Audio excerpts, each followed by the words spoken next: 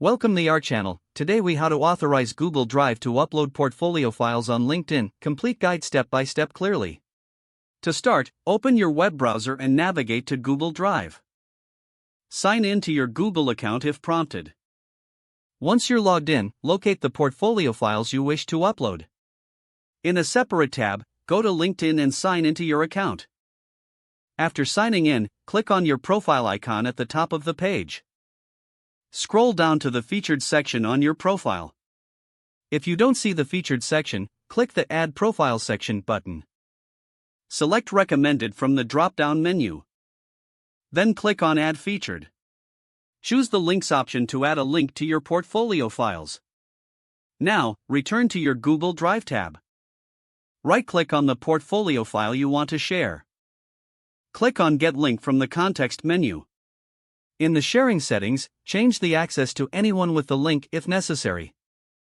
Copy the link provided. Go back to your LinkedIn tab. Paste the copied link in the URL field in the LinkedIn Add Featured section. Add a title and description for your portfolio files.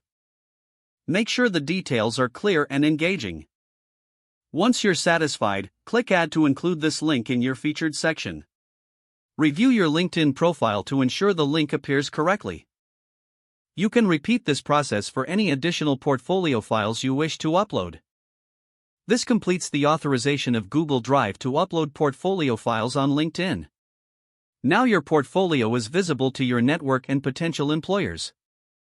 If the page does not load, refresh the browser or try again in a private or incognito window. Make sure you are using the correct email address, then retype it carefully to avoid small typos.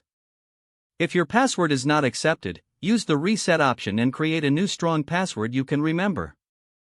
Check your spam folder for verification or security emails, then complete any requested confirmation steps. Enable two-factor authentication if available to improve account security and reduce unauthorized access risk.